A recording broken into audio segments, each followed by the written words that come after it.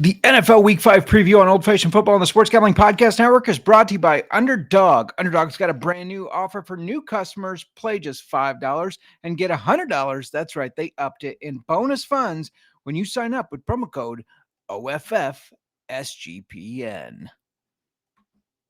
Hey, what's up? This is Sam Acho, and you're listening to Old Fashioned Football.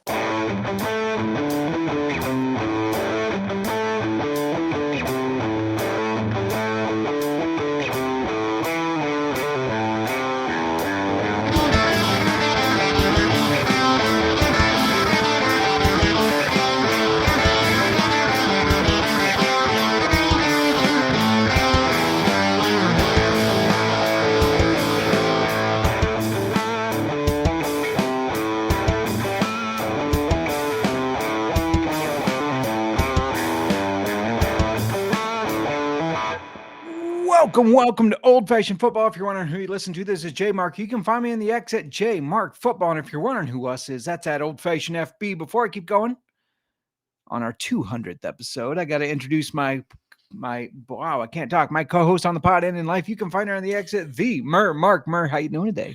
I'm doing good. I recovered well. Yeah, there. Just force it out faster. Right. Yeah.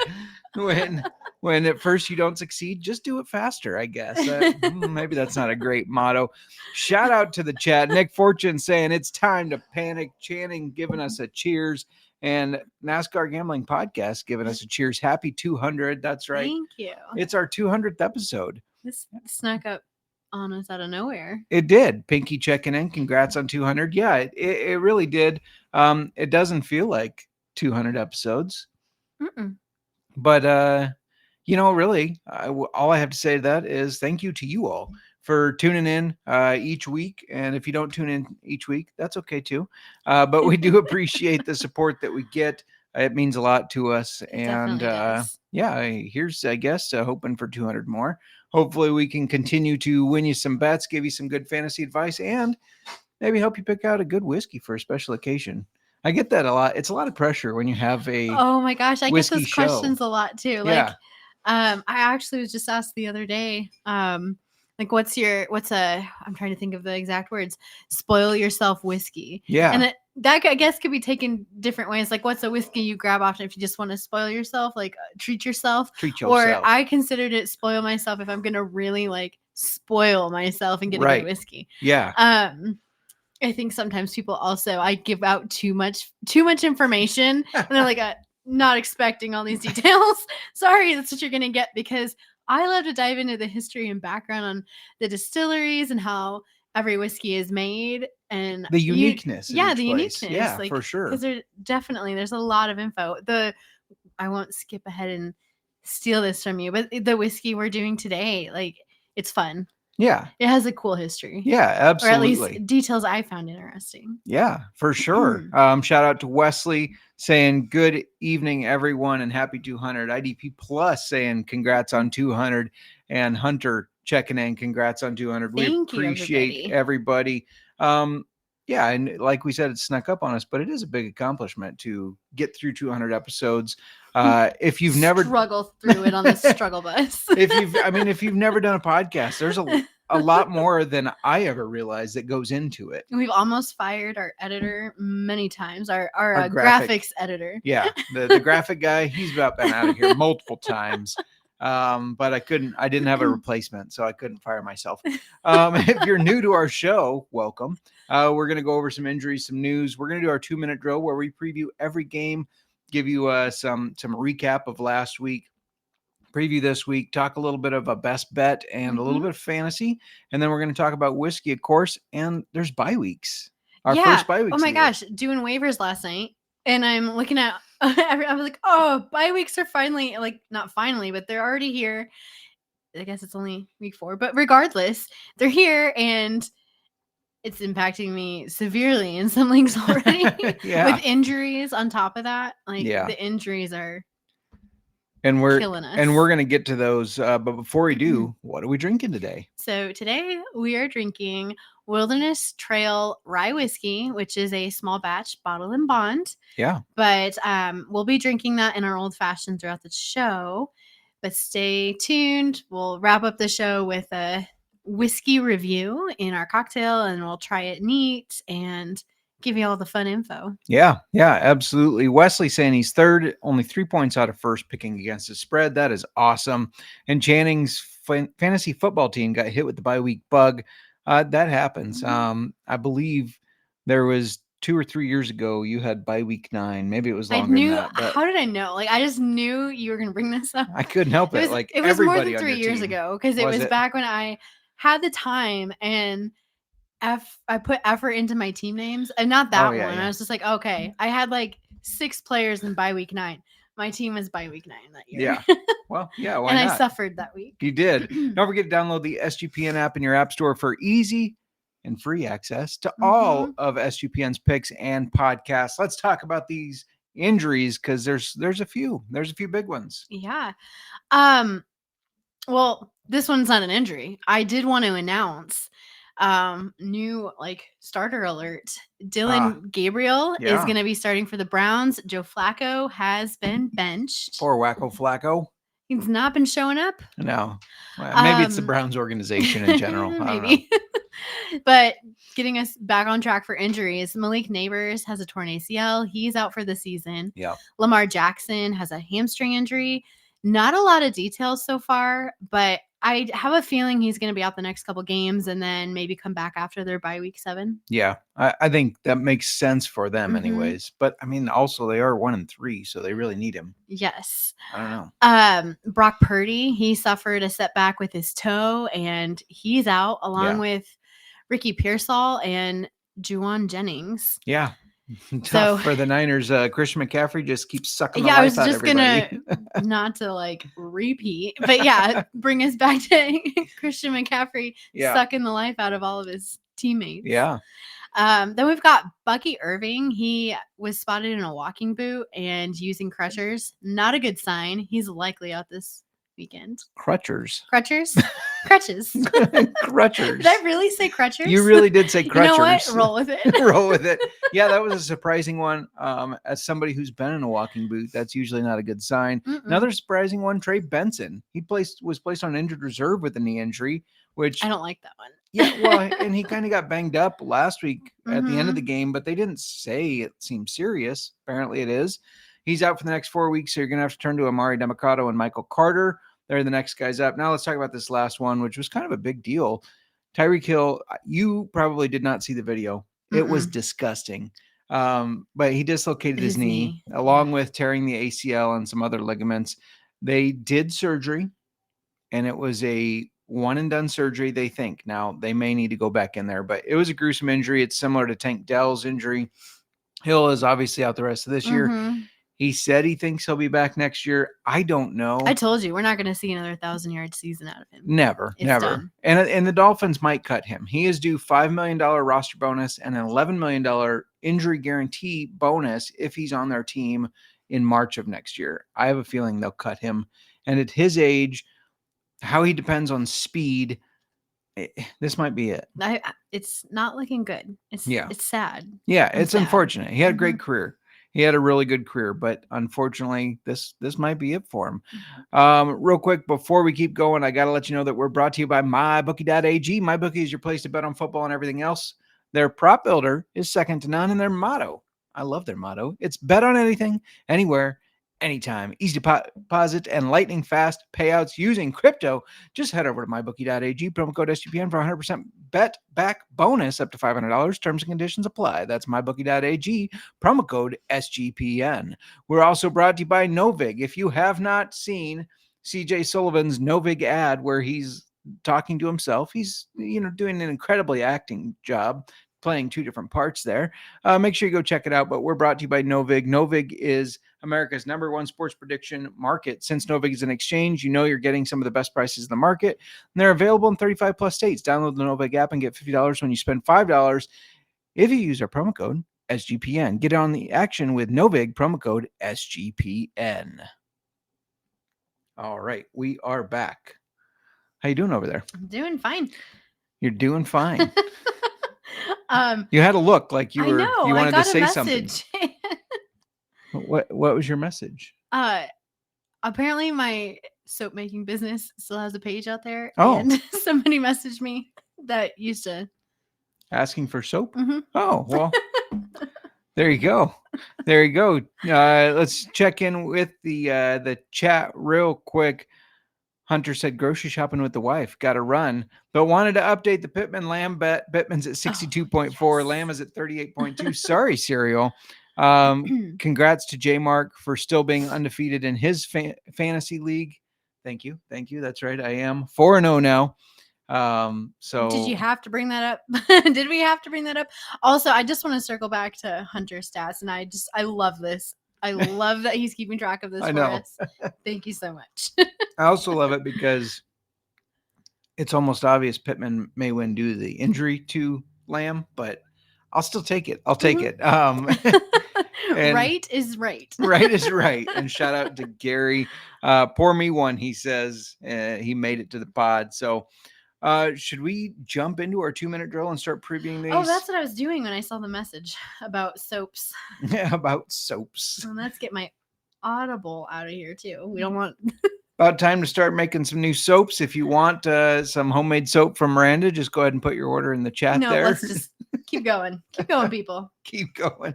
You had some good ones. I remember. I know. I'm trying to remember what my favorite one was. You probably know. Do you remember off the top of your head? It was the oak one. The oak one. That's very specific. Thank you. Yes, you painted a perfect picture. What are we doing? We're doing 2-minute drills. Can you get us back on track? You are derailing us. As I often do. Again, there are 4 bye weeks, so check your lineups. Yep. And again, this is the 2-minute drill. We're talking each game for the upcoming week. We're recapping last week, which, by the way, last week I went 11-1 or 11-8. Sorry, 11-1 would be nice. I went 11-8 in the bets I gave out, including Jags money line dogs, including Bears money line plus Odunze anytime touchdown parlay, even though I know you hate my parlays, and our bottle lock teaser, which we'll talk about that a little bit more later. But anyways, we are 31-22 on lock bets. And we're going to talk a little fantasy as well. Mm-hmm. Should we jump right into it? Put the pressure on. Yeah. Because let's just give us Let's a lot of pressure to run into this. Thursday night I'm football. starting my laps, so don't be alarmed by my stopwatch this week. Right. All right. Yeah. Thursday night football. We have the 49ers hitting the road to take on the Rams. Rams are the 6-point favorites, which tells me that the books don't think Brock Purdy is playing, or if he is, he's not healthy. And he was ruled out like an hour ago, I think, or something. Well, he was. Duh. So Mac Jones, we're looking at him. He did look good in the 2 weeks that Purdy was out. But to recap from last week, Purdy threw for 309 yards, 2 touchdowns. He also had 2 interceptions. CMC only ran for 49 yards on 17 carries. This is a 2.9 yard average, but he had 6 catches for 92 yards and a touchdown on 11 targets. Pearsall had 5 targets for 4 catches for 46 yards. But again, it's going to miss some time. The Rams hung on and they beat the Colts 27-20 in a game I thought they were going to lose. However, they scored 14 points in that last quarter. Stafford threw for 375 yards and 3 touchdowns. You had Kyron Williams, 77 yards, but didn't get his normal touchdowns. Horrible for me. Puka Nacua was on fire again with 13 catches, 170 yards, and a touchdown. You had Devontae Adams with 4 catches for 56 yards and a touchdown as well. Yeah.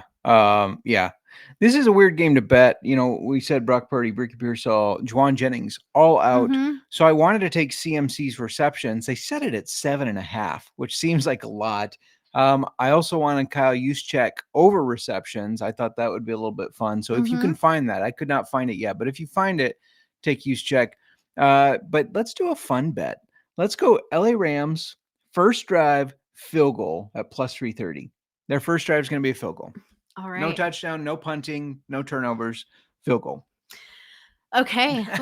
Looking at your fantasy, you've got Kyron, Puka, CMC in this matchup. You know to start them. But for an overperformer, I like Devontae Adams because he's only projected 11.8 points in half PPR leagues. He's scored over that in each of the last 3 weeks and has had a touchdown in all 3 of those weeks as well. Yeah. For an underperformer, I think I'm looking at 49ers. Well, that's going to be Mac Jones. The Rams defense has been really solid all year. They are both Jesus, couldn't get O-line out there. You've got your O-line banged up, the receivers banged up. This just is not looking good. I would not start. I wouldn't start Mac Jones. And I don't think you need to apologize to Jesus. It's okay. You did say sorry, Jesus. Well, yeah, I was like, I could not think of my offensive line. O-line. All right, let's move on to Sunday morning. We got another early morning game, 8:30 out of London this time. The Vikings are 2.5-point favorites against the Browns. The Vikings lost in Dublin, 24-21, but now they stay across the pond in London. This is the first team that's gone from one international area to another. Could give them an advantage, though, because they've already gone overseas. Carson Wentz last week threw for 350 yards, 2 touchdowns. Jordan Mason ran for 57. Justin Jefferson had a big game with 10 catches on 11 targets, 126 yards. And welcome back from suspension, Jordan Addison, who had 4 catches on 8 targets for 114 yards. He sure did. The Browns lost 34-10 to the Lions after their win over the Packers. Now they head overseas with Gabriel. But Flacco had 2 interceptions and no touchdowns. Main bright spot on this team is running back Quinshon Judkins. He had another 82 yards and a touchdown. Another one, a fellow rookie Isaiah Bond. He had 3 catches on 6 targets for 58 yards. And if they can start utilizing his speed, he might become more relevant in the future. For the best bet, it's not posted yet, but Jordan Mason rushing yards under. The Browns have been really, really good against the run. So I'll tweet out these. There's a lot that aren't available yet. I will tweet them out as we put them together. Okay. Fantasy-wise, I think you know to start Justin Jefferson. And with Jordan Addison looking good last week, I like him as a flex. But to give you an overperformer, Kenneth Gainwell just went off on this Minnesota defense. And they'll be without their linebacker, Andrew Van Ginkel. So Quinshon Judkins is projected 13.61. He's at least getting 15 points. I feel like he might get closer to that 20-point range. Yeah. For an underperformer, you already mentioned him, Jordan Mason. He's projected 12.97, but the Browns defense has been extremely solid against running backs. Take a look at, Josh Jacobs, David Montgomery over the past couple weeks there. I think unless Mason can get a touchdown, that number is too high for me. Yeah, and shout out to the chat. Channing coming through. Use check receptions, 1.5, over 1.5 is plus 155. I am smashing that. Smashing it. So I got to find a book that offers that, since the one I was looking at did not. But they were lining him up at wide receiver. He catches passes out of the backfield. That just seems like an easy bet to me. Yeah. Yeah. Yeah, I like it. All right. Next up, Raiders and the Colts. With the Colts 6.5-point favorites, Raiders lost in last second blocked field goal to our Chicago Bears, 25-24. Amazing. I do. It's one of those moments where you're just like, yeah, you are taking credit for you like doing this at the TV. I was waving at the TV to block it. I think I get some of that credit there. Geno Smith only had 117 yards, 2 touchdowns, and 3 interceptions. Don't start him against me again, Kinsey. Sorry. Ashton Genty did have a huge game, though, running for 138 yards and 1 touchdown. He also had 2 receiving touchdowns, which you know because I played him against you. I know. Jacoby Meyer was Geno's favorite target again. He had 7 targets, but Brock Bowers actually caught more passes. He had 5 for 46. And the Colts lost that close one to the Rams, 27-20. Dan Jones continues to look good. He threw for 262 yards and a touchdown, though he did throw 2 interceptions against a good Rams defense. Jonathan Taylor had 76 rushing yards, also 5 catches for 20 yards. Michael Pittman, the resurgence of Pittman, who is beating CeeDee Lamb. He was targeted 10 times. Rub that in. 5 catches, 41 yards and a touchdown. And Tyler Warren continued just being a beast of a rookie tight end, catching 5 for 70. And A.D. Mitchell, he had 3 catches for 96 yards and made a huge 75-yard play, but he started to showboat and fumbled it right as he was about to cross the goal line, and it went out the back of the end zone, which becomes a touchback for the other team. Dumb move. This one feels easy. I don't know why the Colts are less than touchdown favorites here. They have a really good team on offense and defense. The Raiders still trying to put it all together. Give me the Colts to easily win this one. All right. Fantasy-wise, we're all wondering if Ashton Genty can keep up that performance that he gave against the Bears, and we'll have to see, but I think you obviously have to start him. Bowers has to be started, as well as Jonathan Taylor. Aside from your studs, for an overperformer, Raheem Mostert looked decent for the Raiders last week, running the ball 4 times for 62 yards, catching 1 for 11 yards. He's a guy that's popped off here and there in his career, and that could be used to, spell Genty even like more often now that he's healthy again. I am going to stay away from this underperformer. I think you probably have to go with Tyler Warren. However, the Raiders, they've been pretty good against opposing tight ends. So I would be cautious, hoping for, he's currently projected 12.65 points. I'd really be cautious against that. Yeah, for sure. Or again, I would be cautious hoping for that. There's nothing to be against. I just don't think he's going to have it. I knew what you meant. If that helps any. Yeah. I'm just throwing words out. We'll see if it sticks. I knew what you meant. Okay. I don't know if they did, but I did. You get me. Yeah, you get I me. get you. All right. This next game, we've got the Giants who are hitting the road to play the Saints. The Saints are the 2-point favorites. In the offseason, Justin, you thought this would be a battle of teams that haven't won a game. I did. But not so, because the Giants notched their first win against the Chargers, 21-18. They did. In Jackson Dart's first start, he only threw for 111 yards and a touchdown, but he ran for 54 yards and a touchdown as well. Cam Scatterbo carried the ball 25 times for 79 yards. Now with Malik Neighbors out, they're going to be looking at Darius Slayton, Wan'Dale Robinson to step up, but those two only combined for 6 catches and 58 yards on 9 targets. The Saints, they're going to continue to look a mess, and you're going to, I at least am wondering, are they going to turn it over to Tyler Shuck soon? Rattler hasn't been terrible, but obviously he's not winning them games. Yeah. He only threw for 126 yards and a touchdown. Kamara had 70 rushing yards, and Kendre Miller also getting involved with 65 rushing yards on 11 carries and a touchdown. Chris Olave had been a PPR machine. However, he only had 3 catches for 20 yards, but he did get that touchdown. Yeah, just a little fun nugget there on Spencer Rattler. If he loses this game, he becomes only the 4th quarterback to ever lose his first 11 starts. Now, the other 3 were nobodies, but Troy Aikman was one of them. So maybe he'll turn it around. The Giants win was the first 0-3 team to beat a 3-0 team since 2008. Giants coming off their first win against a really good Chargers team. And next week they go against this really bad Saints team, and they're underdogs? What? This doesn't make any sense. Give me the Giants. It's a small dog, but Giants plus 115, and bonus bet, because I know you love parlays, Miranda. I hate parlays. Let's continue. The Giants have 2 maniacs in Cam Scatterbo and Jackson Dart. If you watch them play, they're very physical and they're just maniacs. But I love Cam Scatterbo, so give me Giants money line plus Cam Scatterbo anytime touchdown. I don't have a price on that yet. I think it's going to be around 3.5, 4 to 1. But yeah, I will update you there. I might look just now because that was earlier I looked. All right. Looking at fantasy, I feel like sorry. I also feel that way. This is a tough one because you don't have Malik Neighbors. We aren't sure who's going to step up at wide receiver, whether it's Slayton, Wan'Dale, somebody else.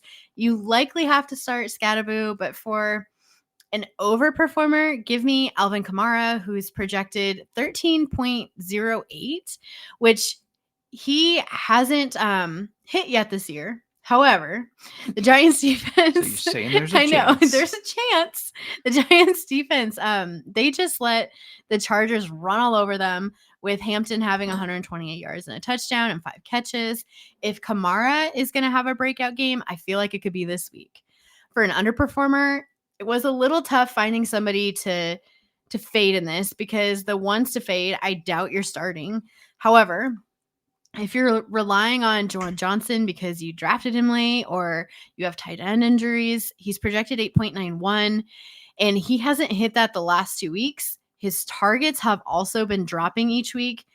He only had 3 targets this last week. Yeah. So I just feel like he's going to underperform. He's not hitting that. Yep. I agree. This next game may be my favorite to bet, minus the some of them we've already covered here, but the Cowboys hit the road as 2-point favorites, only 2-point favorites against the Jets.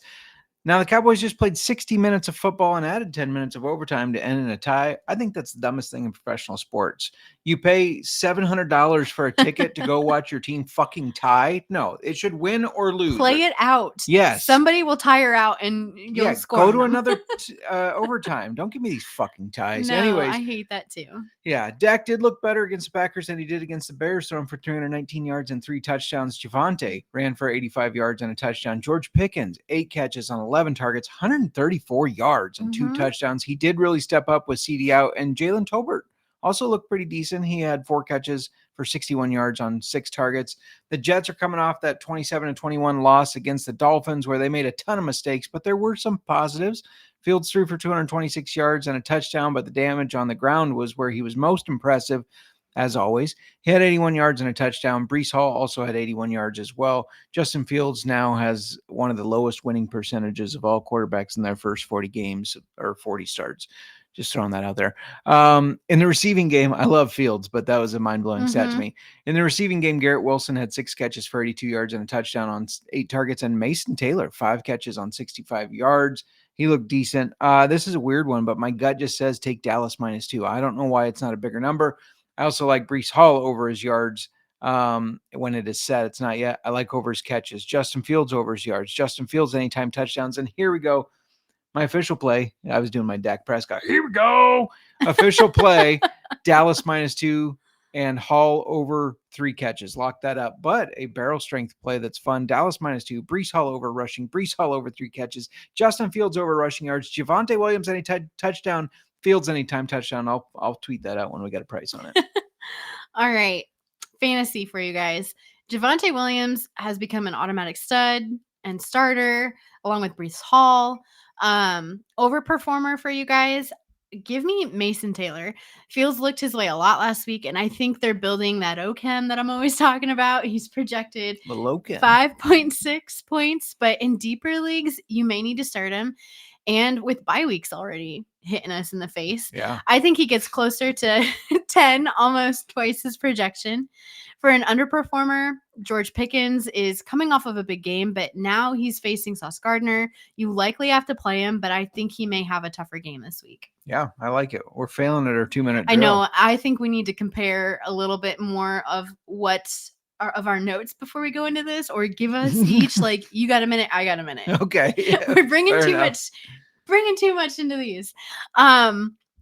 Broncos at Eagles. This is an interesting game, in my opinion. Broncos head into Philly.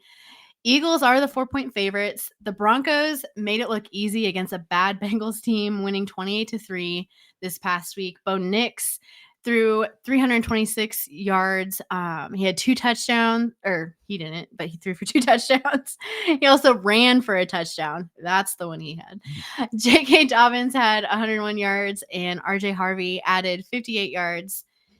In the air, Cortland Sutton led with 5 catches for 81 yards and a touchdown. Marvin Mims had 6 catches for 69 yards. Troy Franklin was targeted the most with 8 targets, but only came down with 4 for 55 yards.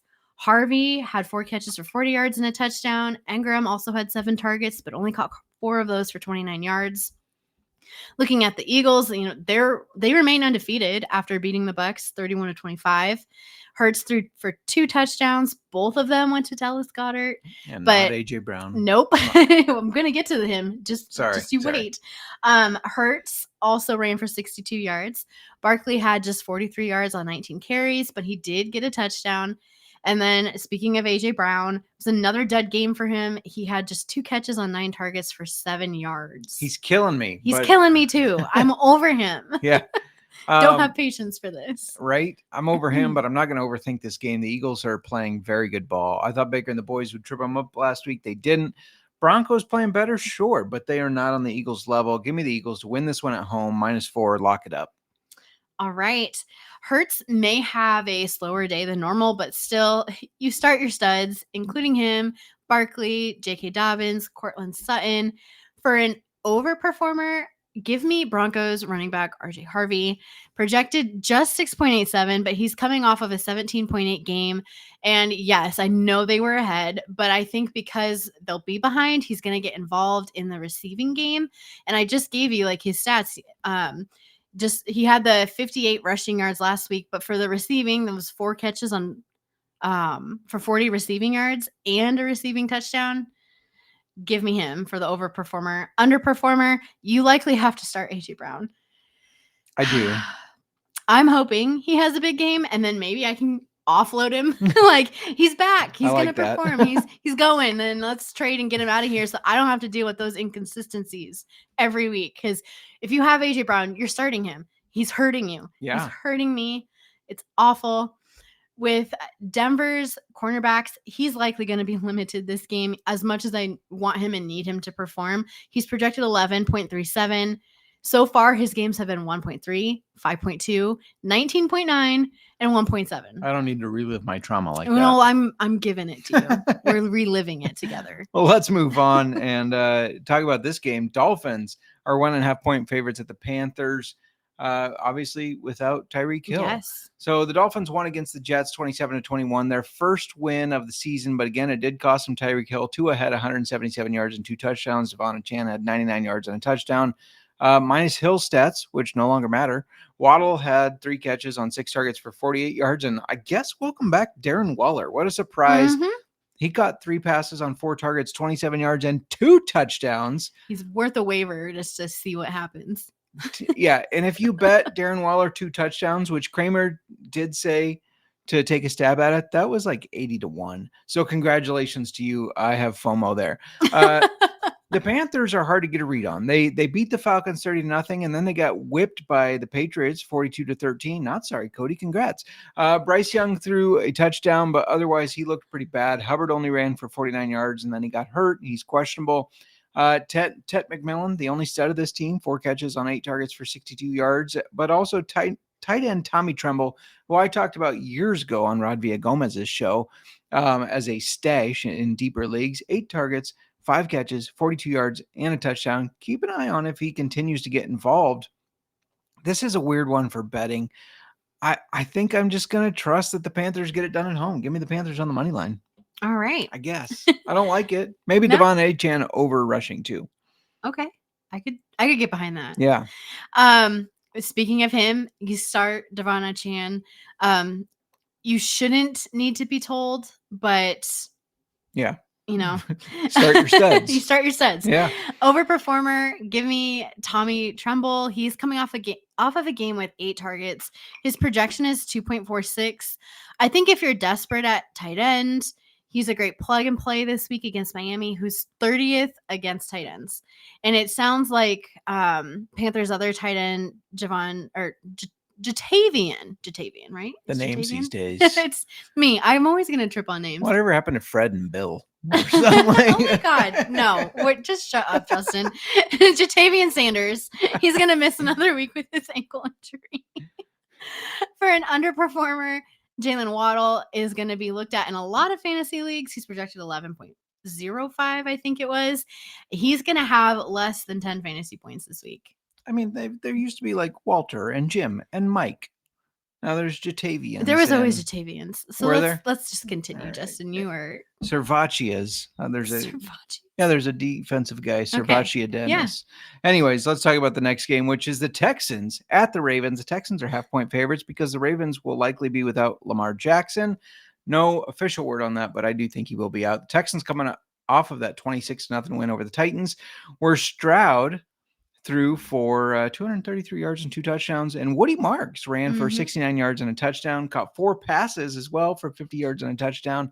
I love the name Woody Marks, though. What's that on your pants? Oh, just some Woody Marks. Nico Collins had 4 catches for 79 yards. The Ravens lost to the Chiefs to fall to 1-3, and they lost more than that, including multiple players like Lamar Jackson. Cooper Rush is his backup. Derrick Henry had just 8 carries for 42 yards. Zay Flowers had 7 catches for 74 yards on 8 targets.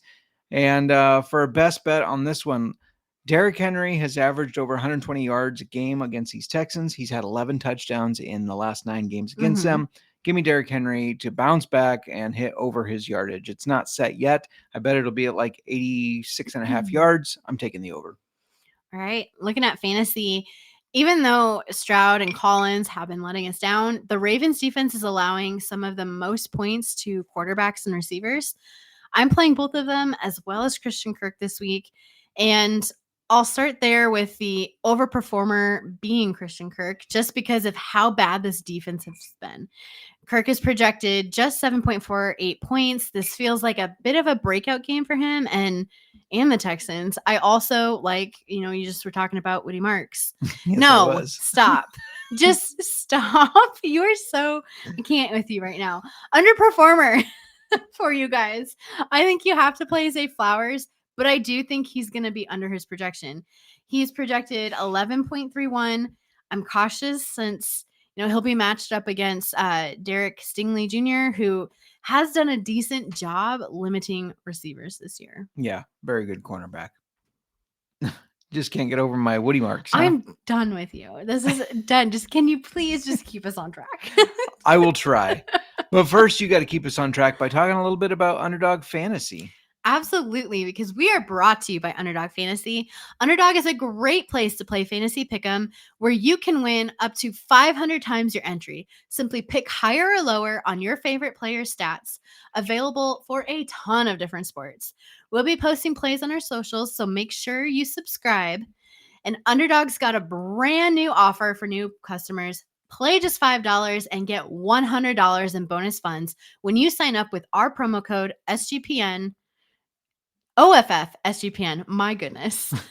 OFF SGPN. We're also brought to you by Rhythm. Rhythm is off to a great start in college football and the NFL. Rhythm has introduced a new leaderboard with weekly cash prizes just for tracking your bets in the app. Track 5 bets of the same type from any model you build, and you could win $1,000. Use promo code SGPN25 when you download the Rhythm app, or 25% off your first month. Download Rhythm and use promo code SGPN25. All right, we are back. You ready for these late game windows? Yes. The late games, I mean. Let's do better. Can we just do better, Justin? Well, you kick us off. I restarted my laps. It's okay. It was It's bad. It's like a clean slate. Yeah, we were failing miserably. It's our 200th episode. We're allowed to do a little bit longer on games. Are we? No. Keep it. All right. Well, it starts with you with the next game. All right. Up next, we've got the Titans. They're hitting the road to face the Cardinals, who are the 7.5-point favorites. The Titans scored 0 points against the Texans, losing 26-0. There really isn't much to talk about. I'm not bringing you stats for that. It speaks for itself. 0. Nothing. Goose egg. The Cardinals are falling. Blame me for time, but say 5 different ways of saying 0. Okay. Just emphasizing the 0. They sucked. Okay. The Cardinals fall 2-2 after losing 23-20. I know I'm part of the problem. They lost to the Seahawks. Kyler Murray threw for 200 yards and 2 touchdowns, but also 2 interceptions. He was also their leading rusher with 41 yards. Trey Benson, poor Trey Benson, he had 35 yards and a 4.4 yard per carry average, but they only ran him 8 times. Marvin Harrison continues his good season with 6 catches for 66 yards and a touchdown. Trey McBride also had 7 catches for 52 yards. These two accounted for 21 of the 40 targets on the team. That is crazy. This is an odd game to bet because I feel like Tennessee is going to do something stupid, play them close, backdoor it, especially with Arizona's injuries. And Arizona hasn't looked that good this year. So there's not a line for it yet, but give me Trey McBride over receptions.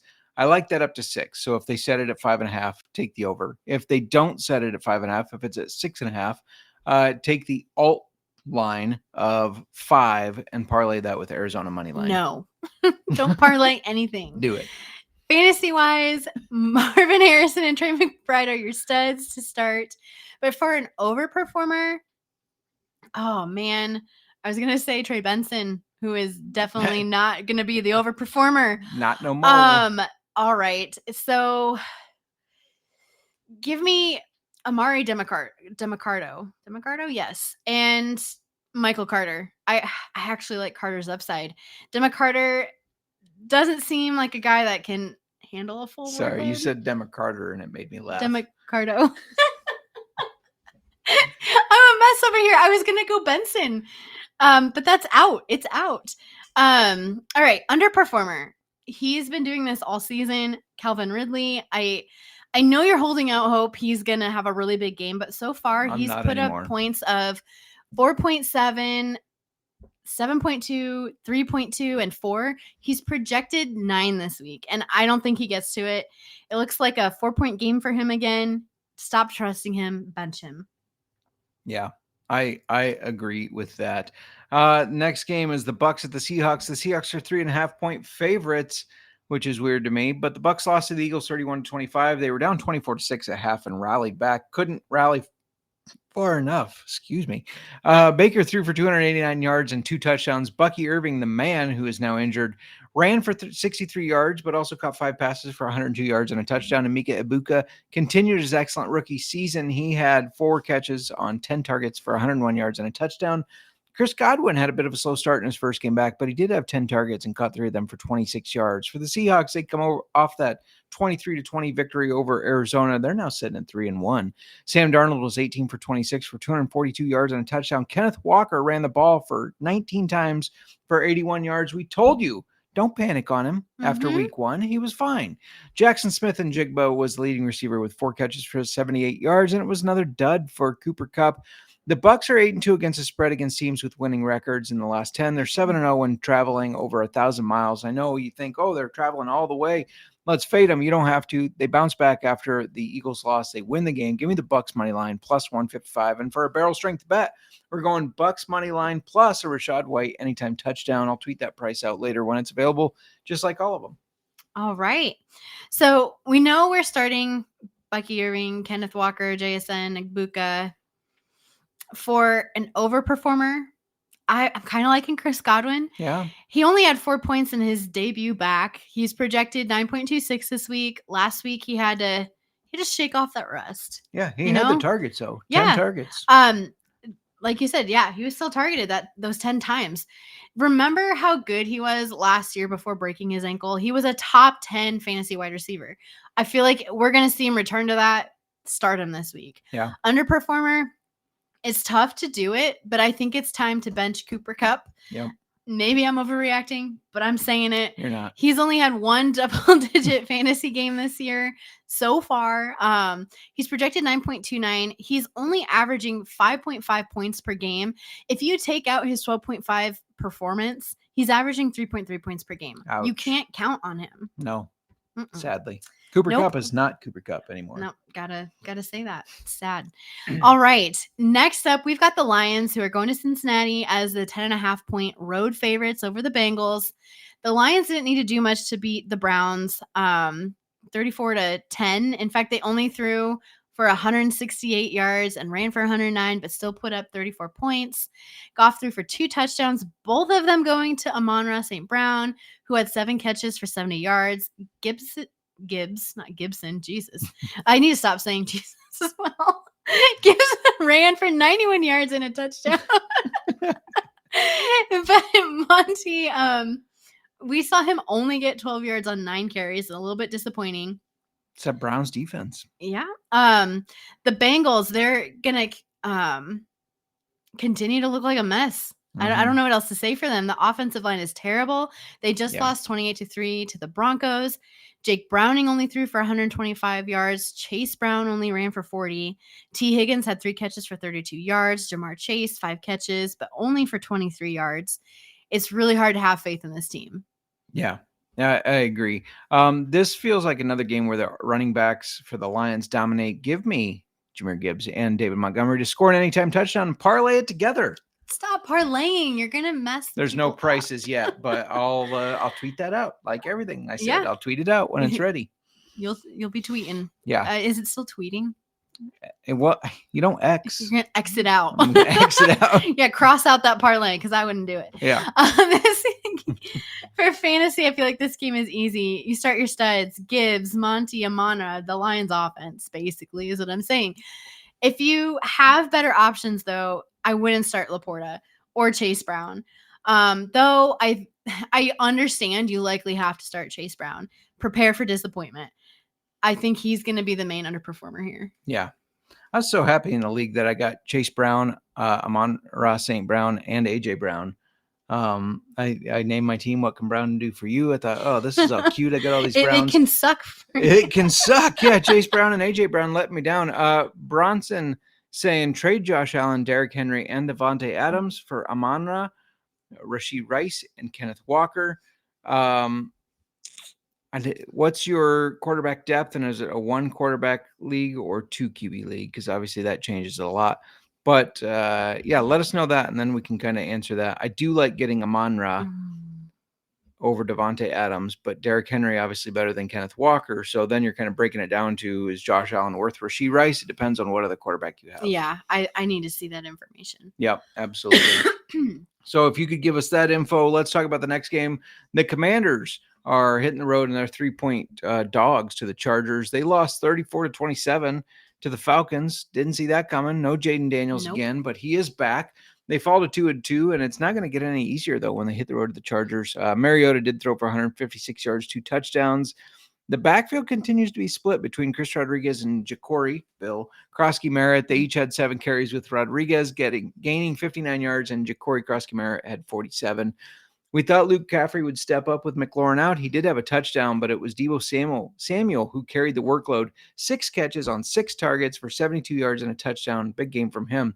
Chargers coming off that 21-18 loss to the Giants, where Herbert threw a touchdown but 2 interceptions. It was a first game for Marion Hampton with no Najee Harris. He had a big game, 128 yards and a touchdown. And Quentin Johnston, we said, or you said actually, just throw him in the lineup. Stop doubting. Throw him in. Don't doubt. Yeah. Don't I was telling doubt. myself that. Right. Well, he had 8 catches on 13 targets for 98 yards and a touchdown. He's really gone from the dud to the stud, but a stud from a dud, Lad McConkey. He had 1 catch for 11 yards on 6 targets. Yeah. The line is only 3, which feels like an overreaction to the Chargers' loss to the Giants. I know Jaden Daniels is playing, but the Chargers are the better team here. So give me Chargers with the 3 points there. All right. Fantasy. You got to start Quentin Johnston, start Marion Hampton. Looking at an overperformer, I kind of like Zach Ertz. He's projected 6.6, and the Chargers are good against the tight end, but I think he gets open and ends up scoring a touchdown here. Just a little prediction for an underperformer. I think this is going to be the Commanders running backs, specifically Ja'Cory Krosky-Merritt. That, a bunch of fantasy football gurus were excited about, but he hasn't done much, and he's going against a good run defense. I'd sit him if you can. Yeah. Yep. I agree. Bronson checking in saying it's a 2 quarterback league. He also has Kyler, Daniel Jones, and Jackson Dart. I would not get rid of Josh Allen in a 2 quarterback league. No, I don't like it. Yeah. If you're losing Josh Allen here, I wouldn't do that. That's just my opinion. I agree with you. You agree with me for a change. I guess. Let's talk a little Sunday Night Football. Yes. Big one for Cody. Yeah, it is. Let's do it. All right. We've got Patriots at the Bills. The Bills handled business against the 0-4 Saints, though it wasn't a super flashy game for them. Josh Allen had 209 passing yards and 2 touchdowns. He also ran for 45 yards and a touchdown. James Cook ran for 117 yards and a touchdown. You had Khalil Shakir, who had 5 catches on 5 targets for 69 yards and a touchdown. Keon Coleman, 3 yards on 4 targets for 45 yards. Cody, I just have to give you this announcement that I'm sorry that Justin doubted your Patriots. They beat the Panthers 42-13. Drake May had 203 yards and 2 touchdowns. One of those went to Hunter Henry, one to Mac Hollins. The running game didn't really get going. Ramondre had 9 carries for 38 yards, and Treveon had 7 for 32. However, I will say they brought it when we're talking about touchdowns, because you had Treveon, Antonio Gibson, and Drake May all had those rushing touchdowns. Also, Stephon Diggs, 6 catches for 101 yards. Just to throw that stat out there. He's back. Is he back? I don't know. I don't know. I don't know either. I'm going to stick to the same bet I always do with the Bills, and that's James Cook longest rush over. They haven't set the line yet. It's probably going to be at 15 and a half yards for his longest rush. I'm taking the over. It's just an auto play for me now. I see Cody in the chat saying "suck it, Justin," and all I can say, Suck it. Yeah. Okay, that's what went through my head. But anyway, fantasy. You've got to start Josh Allen. You got to start James Cook, Drake May. Looking at an overperformer, I threw in that stat for Stephon Diggs. I'm going to say give me Stephon Diggs. He finally looked like he was on the same page as Drake May with 7 targets for 6 catches, the 101 yards I mentioned. Now facing his former team, I could see him have a big game. And they'll be behind. Let's do it. They Yeah, gotta pass let's the do ball. it. Yeah. I don't know if there's anyone that I'm fading in this game except for the guys who you should be sitting. So another guy I think will overperform is Khalil Shakir. The past 2 weeks, he's gone over his projected total by 5 and then 7 points. He's projected 10.71, and I see another 14 to 17 point game for him. Yeah, I like it.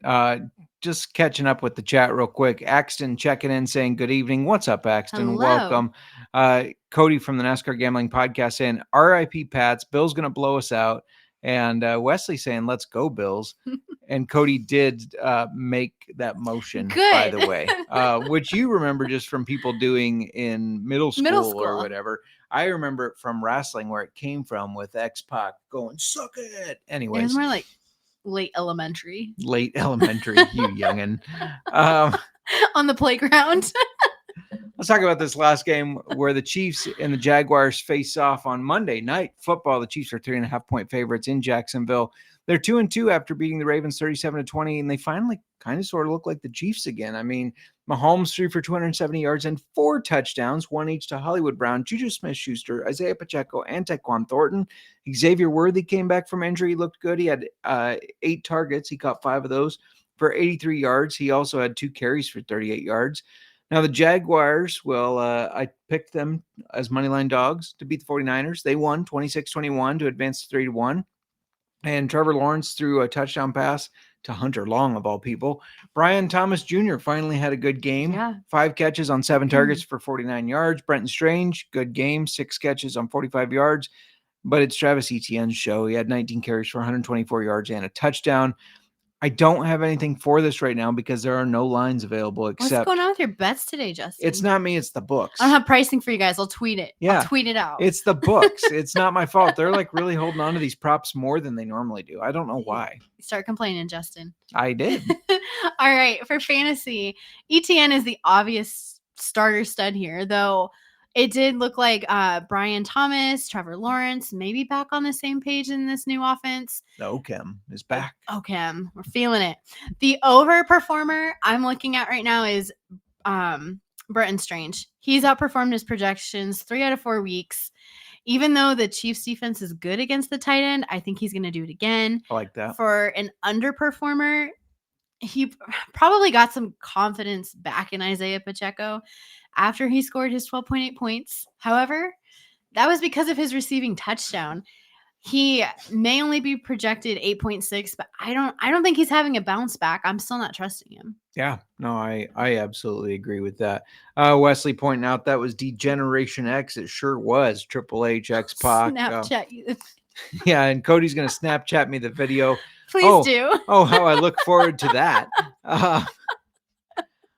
Let's talk a little bonus bets where I actually, since everybody's in the chat here, we want you to weigh in. You know, we've been doing the bottle lock bets. Mm-hmm. We hit a teaser again. So we're at $73.42 from our original $20. Okay. Now, if you're new to the show, this is, hey, we could buy a $20 bottle of Evan Williams Bottle and Bond, but let's make some bets and see if we can buy something better. We're at $73.42. I think we risk a little bit more. And I would try like to pump us to risk, but we will let our listeners tell us when to cash out and go buy a bottle of whiskey. We have to document this on like our socials or on YouTube of us going to the store, looking at that. If we cash out now, the 73.42 price right. 0.42, like I'm reading stats here, $73.42 bottle of whiskey. Yeah. Yeah. Now I think we risk a little bit and try to get it over $100 bottle. But in the Mhm. chat, let us decide now. And while you're deciding that, I think we talk about the listener league a little bit. Yeah. Which, if you didn't know, this season's Old Fashioned Football Listener League is officially sponsored by our friends at Keeper's Heart Whiskey. And we know fantasy football can get intense. You're going to have those weeks where you dominate, like I dominated Miranda, and I'm talking smack. Oh my And those gosh. weeks where your star player gets benched and you're drowning in waivers. Either way, Keeper's Heart has your back. Keeper's Heart is crafted in Minneapolis with one simple goal, bringing people together. And what better way to bring people together than football and whiskey? So grab a bottle, invite some friends over, and let Keeper's Heart be the real MVP of your game day. You can find it in stores near you or go to keepersheartwhiskey.com. And of course, drink responsibly. Fantasy League champs. Risk a little bit. See, I think so too. Real quick, sorry. Hopefully, for Keeper's Heart update, hopefully it's not offensive to say this, but power to the females. Female power. Yeah. Why is that offensive? Well, because it's sexist. You're not supposed to call out any male or female. We're owning the league right now, guys. Yes, you and Kate are currently top of the league at 3-1 records. Kate does have the tiebreaker because of points, but you're not far behind. And then behind you, also at 3-1, in third place is Pinky from Non-Sports and Whiskey. What did I just say? Non-sports and whiskey is what I said. Sports, nonsense, and whiskey, not non-sports. Yeah, sports, nonsense, and whiskey. And then 7 teams are 2-2, so it's still anybody's game. No, we're gonna keep leading it. And sorry, Serial, still looking for that first win. I do play Kate this weekend, so since she's been a bit of a powerhouse, I'm a little worried. Like you, Kate, Pinky, and then shout out to Cody of the NASCAR Gambling Podcast. He's 2-2, but he's had very high scores. He's the one that just gave me my first loss. Those are the teams to beat. I know. Those are the teams to beat. Let's go big, Aaron says. Pinky says, risk a little. Okay. So we're keeping it those bottle lock bets. We're keeping it in there. And I mean, I had something for this. So this is our last bet. We're either going to end up with a $60 bottle, a new bottle, because that's what's going to be left over if I lose this bet. Okay. Or a $120 bottle if we win it. So this is exciting because a $60 bottle, you can still get you can get good whiskey. Very good whiskey at the $60 price range. $120, that's exciting because we don't do that often. Right. Yeah. Hardly ever. So our current value, 73.42, as you pointed out. If you're on YouTube, you can see the graphic now. So I'm going to risk $13.42. So again, we'll have 60 left over if it loses. We'll have 120 if it wins, actually a little more because it's going to pay $67.13. And if you look at these green checks, that's what I've won. 2 of them have been teasers. I'm going to stick with the teasers. This is a 6-point teaser. You tease the Giants, the Colts, the Eagles, the Cowboys, the Lions, and the Chargers, and that'll pay $67.13. Let's win it. Let's do it. I'm excited. Yeah. It's finally panning out. We're finally filling up the bottle and we're doing well. Justin, you're doing well. And if I do my math right, this will end up being a $127.13 to buy a bottle of whiskey. So that'll be fun. I'm looking forward to it. And Wesley's 3-1 and in first place in his league. Congrats to that. You can tell them all that it's because you listen to Old Fashioned Football, even if it's not. I mean, you can let them know, and then they can tune in. And then we'll be like, oh, Wesley's a good friend of ours. We've known him for years. And they'll be like, dude, you know these people? It'll be a whole storyline you can create. I don't know why you're laughing at me. I just, yes. I don't have words for you sometimes. All right, should we talk? Get us back on track. Should we talk a little whiskey? Yeah, let's do it. Why don't you let everybody know what we're drinking? All right, we are drinking Wilderness Trail. It is their rye, bottled and bond rye. So let's, talk a little bit about the background of this distillery. And it goes all the way back to 2006. Shane Baker and Pat Heist met as students at the University of Kentucky. They were in a rock band together, and Justin, just don't get any ideas of asking Paul to start a distillery with you based on this. Paul, we're starting a whiskey. No. Anyways, they knew they'd need to do something else to pay the bills, and in 2006, after they earned degrees in mechanical engineering and plant pathology, that's interesting. It is. They created Firm Solutions, a one-stop shop fermentation consulting company, which helped build distilleries and other fermentation-focused operations. They were referred to as the science guys of bourbon. I love this. Me with my science background and all. She was a biology major, if you didn't know. Science is my thing. In 2012. I thought you were going to say science was my bitch.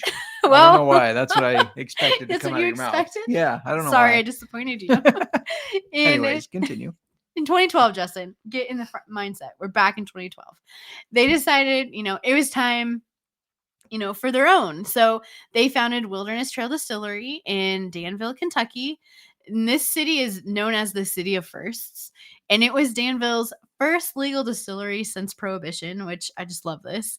And it sits along the Wilderness Trail, hence the name. I wonder if there were illegal ones before that.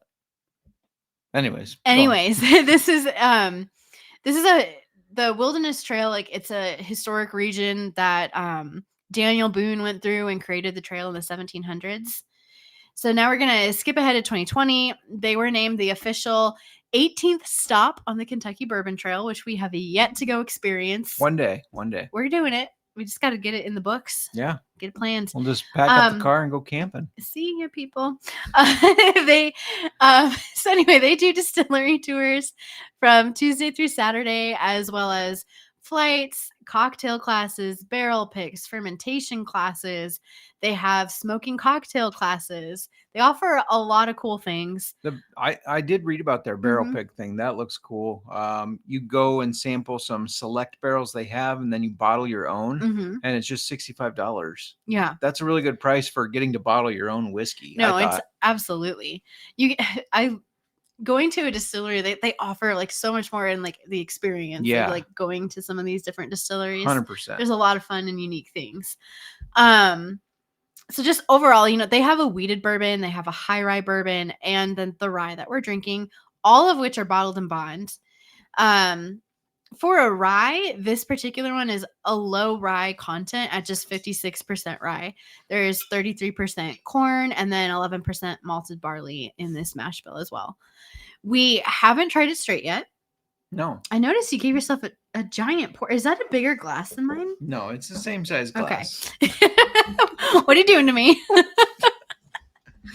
But just based on that, like 56% rye, the 33% corn, 11% malted barley, I feel like, I know we haven't tasted it, but I feel like that's going to create more of a sweeter rye instead of spicier rye that you tend to get. I would agree with that.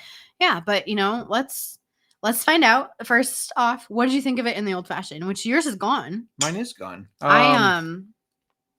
You gave me the ice cube that like melts. As soon as I put it in, I thought that oops, and that's what she said. I know I thought about that as soon as I put it in there. You're like, this is more a decorative one that you can like do designs on it or pour a little bit on it. It's a rose ice cube, but it also melts faster and I waters thought down about the that drink. as soon as I put it in there, but it was already in there. You gave yourself a nice big rock over there. It was just a football. I gave you the pretty rose. Those footballs are huge and they stay in football formation. I thought it was pretty good in the cocktail. It's definitely unique and it stands out. Yeah. I wouldn't say it was the best old fashioned I've ever had, but I definitely thought it was good. I gave it a solid old fashioned. I would put it like right in the middle at 3. See, I did 3.5. So apparently I liked it a little bit more. What do you think of this bottle? If you're on YouTube, you can see it now. It is unique. Yeah. It's a unique whiskey bottle, which I like. Good to like hold the bottle. Yeah. What do you think of that? It's a unique bottle, but it's not like it's not like a it's not like a I'm a very harsh judge of bottles. Yeah, you like the design and stuff. Well, does the stopper sell you any? I do like the stopper. I would still give the bottle a 3. Oh, geez. I gave it a 4. Right in the middle. I give it a 4. Wesley said in the one he's 3-1, cigars on the line. I can fully support that. I love a good cigar. And Pinky 7-1 in his 2 QB league. That's a great start. Awesome. Yeah. Happy to hear it. Should we talk about the nose? Yeah. Give me my tiny pour. If you need more, you can have Wait, more. you like poured yours up to like more than halfway. That is not more than halfway. That is more people. than half of the glass. No. Yes. Especially if I tilt it like that. Wait, I can't get in there. And there's That's what my he little said. sample. No. I don't. You're correct, Gray. I always drink a little bit more of it than you do, anyways. So let me just pour half the bottle in. This my glass. definitely, I can smell the sweetness. This is Yeah, sweeter than most It rye. has smell. a caramely smell. Mm-hmm. But a little bit of spice too. I can really smell graininess. Or maybe that's I almost smell a little bit of oak. smoke. And oak. Charred I smell oak. Charred oak. little char. Char, not smoke. Char. There's a difference. That's true. There is a difference. Cheers, Wesley. Mm-hmm. Yeah, this is sweeter than most rice smell. You get a nice little char smell to it. They didn't. That's actually a lot of char. If the more you like sniff the more it, you sniff it.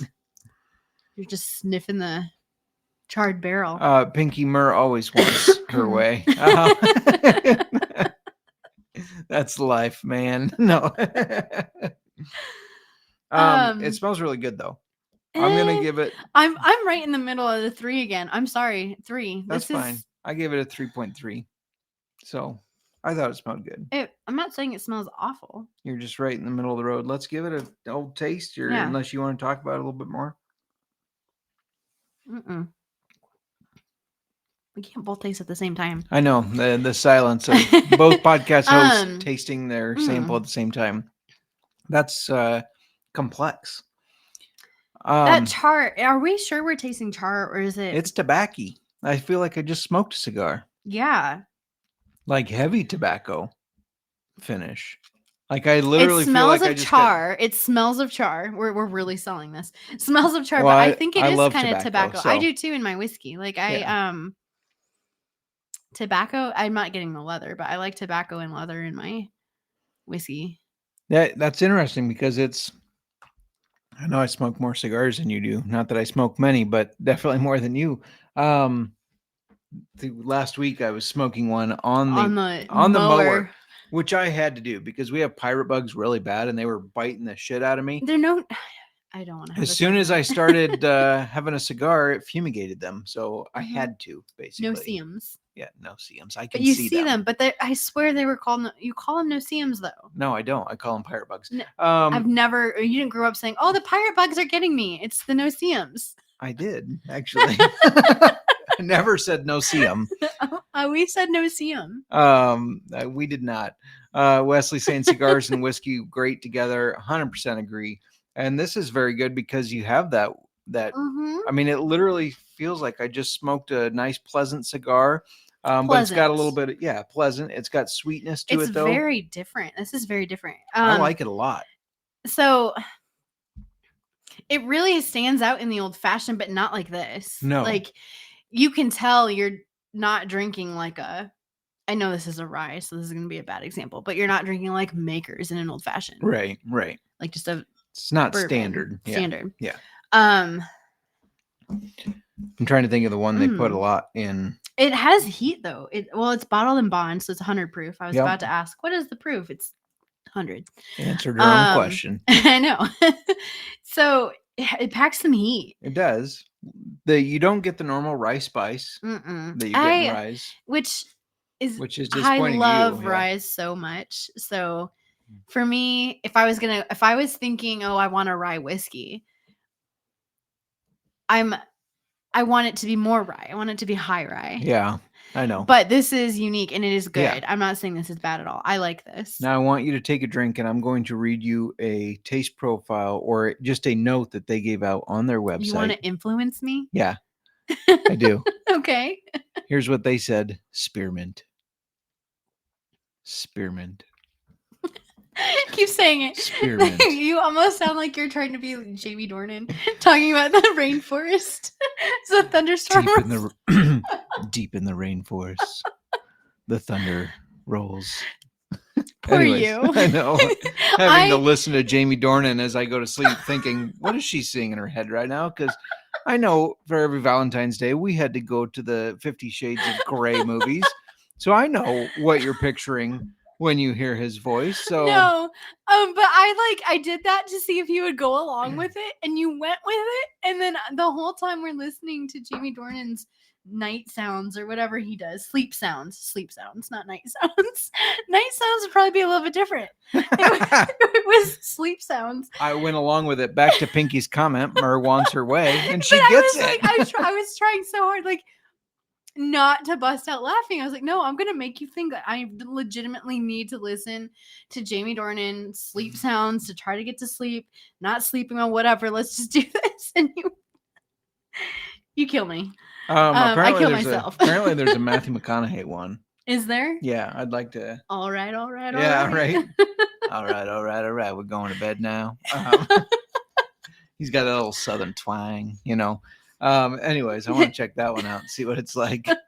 Okay, can we get back on track? Yeah. Sorry, everybody. I like this. I'm doing more like a 3.8. All right. And I went 4.2, so I like it slightly more, but we're in that 4 range. Yeah, basically. We're averaging averages 4. at 4. Yeah, because it's just, unique. Right, it's unique enough. Very different. Okay, was I supposed to get spearmint? You didn't do it long enough to influence me. Spearmint. Spearmint in the jungle. In the jungle. Or in the rainforest. In the rainforest. He does the rainforest. Yeah. No, that was just a note that they gave out that I thought was really interesting because. Is it because of that? Okay, when you first take a sip, there's like a little bit of coolness. Maybe it's like cool right away. Maybe that's why they.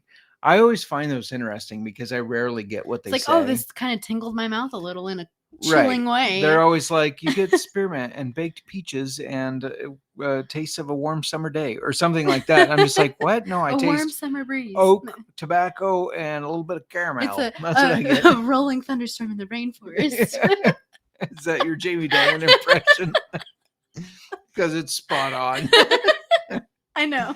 Okay. Anyways, this is good though. I recommend this. If you want to try, if you like ryes or whatever, you want to just try something new, I would recommend trying this if you can find it. Yeah, absolutely. It is Wednesday. Yes. By Friday, they should have all those lines. I will tweet out my official lock bets for every single game. But you got to keep tuning in to get the analysis of why. Mm-hmm.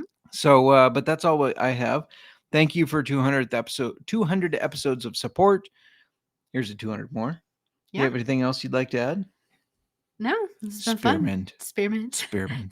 It's always fun hanging out, talking football, talking whiskey, and talking with you all. So my old fashioned, as you already told everybody, it's gone. It's Beat gone. You to it. Yeah, it is gone. Going once, going twice. Sold.